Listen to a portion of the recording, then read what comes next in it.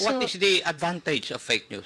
No, sir, we can only answer that question if we define what fake news is. And may I know, from your background, how would you define fake news? Sir, that's one of my problems with the proposed legislation, is that it is very difficult to pin down a definition for fake news. May I know, Marami may I po know akong what binasa. proposed legislation are you talking about? Sir, Representative Ace Barber says that he proposes regulation, a regulatory framework for social media to combat fake news. And therefore, we have to define what fake news is. So in other words, as far as this representation is concerned, wala pa akong nababasa na proposal because the proposed bill regarding fake news will come out after this hearing.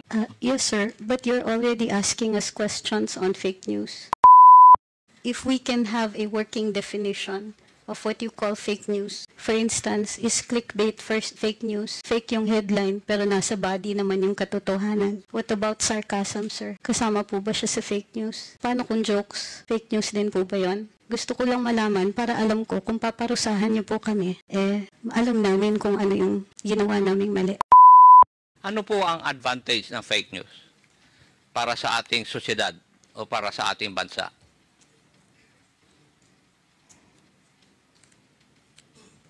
Meron po bang makakasagot sa akin nun? Sir, may I? Mr. Chair, sasagot daw? Yes, please. Hindi po kayang sagutin. Kailangan po natin ng definition ng fake news. Kasi po, merong fake news na time-bound. Totoo ngayon, bukas hindi na totoo. Katulad ni Galileo na nagsabi na heliocentric ang excuse me, Mr. Chair. solar system. Madam, please Opo. indulge me. Ano po yung unang statement ninyo? Baka po, para magkaintindihan, ay i-define po natin kung ano ang fake news. Yung sumunod na statement. Kasi minsan po, ang tinatawag na fake news ay time-bound. Posibleng totoo ngayon, bukas hindi na totoo. Katulad nga po ng heliocentric versus the geocentric solar system. Naparusahan po si Galileo. Pero 600 years later, nag-apologize ang simbahan. Dahil totoo pala siya.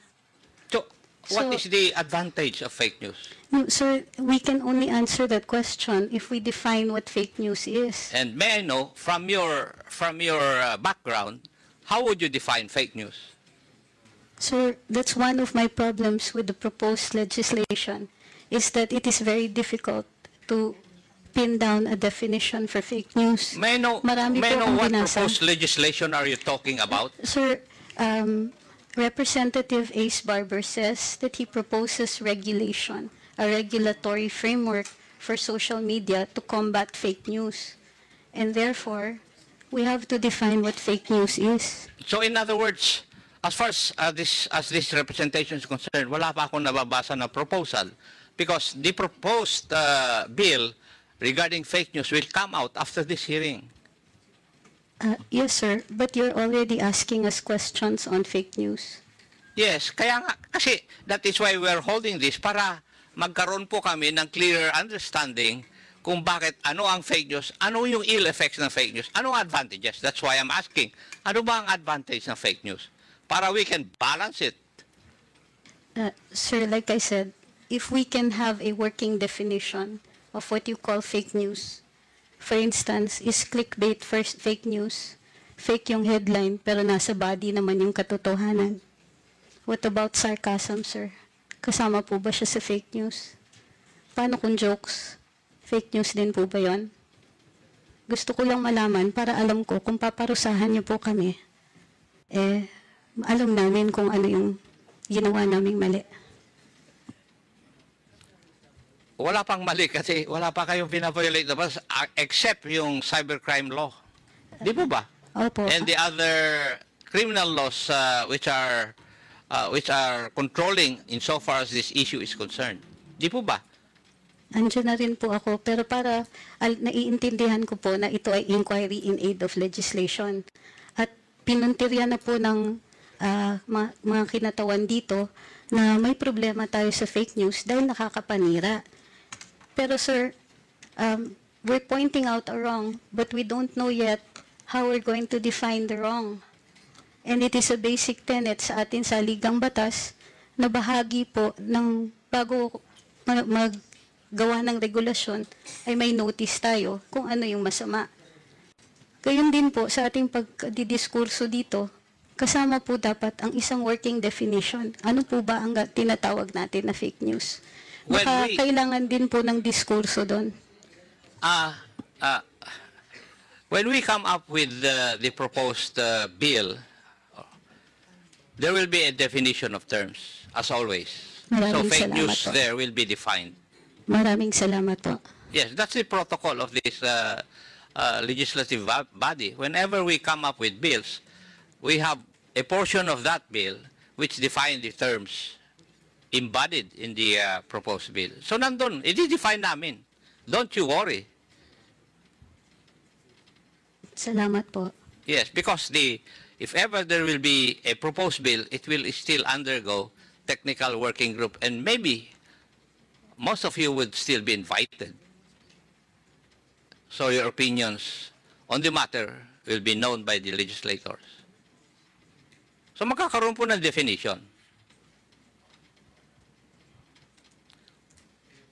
Would that allay your fears, Madam Angeles? Yes, sir.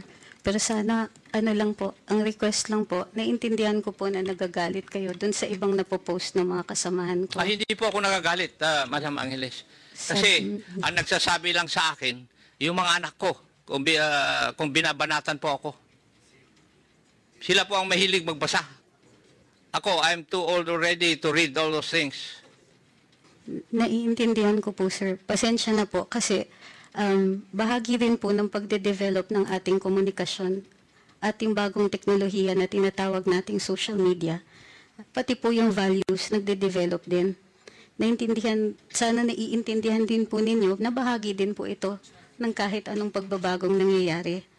So, Yeah, pero kung yung means na pagbabago ay labag po sa batas, tama po ba yun? Attorney? Sir po, pakiulit po. Kung yung pagbabago na sinasabi po ninyo, kasama sa pagbabago, ay kung labag naman po sa batas. Kasama po sa batas? Hindi, O labag? labag po sa batas. At Sir, nakakasama doon sa mga citizens ng country na ito. Tama Sir, po ba yun? Sir, maliwanag naman po pag may paglalabag sa batas na kailangan itong parusahan. Sa tingin po Pero, ninyo, sa experience po nyo, kayo po ang kasama dyan sa business na yan, wala po bang paglalabag sa batas na nangyayari ngayon? Wala po naman din akong sinasabi na walang paglalabag. Hindi, tinatanong ko nga po kayo. Hindi ko naman sinasabi na sinabi ninyo eh. Binabato mo sa akin yung katanungan ko eh. Kayo po ang nagpa-practice nito. Sir, Nababasa po ninyo yung mga blogs ng iba. Wala po ba, sa tingin ninyo, wala pong paglalabag sa batas? sir, kung sa fake news, Hindi, sagutin niyo po iba-iba pong muna level. yung tanong ko. Sir, may mga nakikita ko, yung iba ay libel, mayroon pong iba na dahil hindi po nila naiintindihan, mayroon posibleng mga unlawful utterances. Pero covered nga po siya ng batas. Pero ang pagkaintindi ko po sa diskurso natin ngayong araw na ito ay yung posibilidad na gawan natin ng batas ang tinatawag ninyong fake news. Yes, Yes, sir. that May is the purpose nakikita of this ako. hearing also. Yes, sir. Mayroon din naman po ng paglalabag, pero dahil hindi pa po batas ang fake news, hindi siya paglalabag sa batas. Gayon pa man, naiintindihan ko, mayroong nasasaktan, mayroong nadadamage. At yun po dapat yata ang pinupuntirya natin. Yung may masasaktan, yung may damage, at yung may mali siya.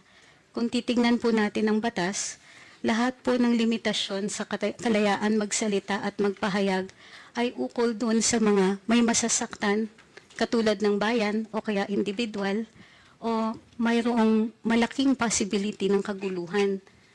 At ginagawa ito ng may mali siya. So kung ito pong mga elemento na to ay present doon sa pagpapahayag ng fake news, definitely, sir, mayroon pong nangyayari niya ngayon. Noted po. Maraming I agree salamat with you po. also on that point. Thank you. Umani naman ito ng iba't ibang reaksyon mula sa ating mga netizens. Ayon kay Bernie Dacanay, it goes to show Tricom does not know what they are doing. Pahayag naman ni Tol Mendez, ang hirap sa mga nasa gobyerno, ang gusto nila sila lang may hawak ng katotohanan kahit obvious yung mga claim nila walang basehan. At ito naman ang saloobin mula sa ating kababayan na si Gloria Angela, the good congressman can't accept that they didn't know what they were doing, thanks to Attorney Trixie for guiding them. Mga kababayan, feel free to comment below para maglabas ng saloobin sa balitang ito.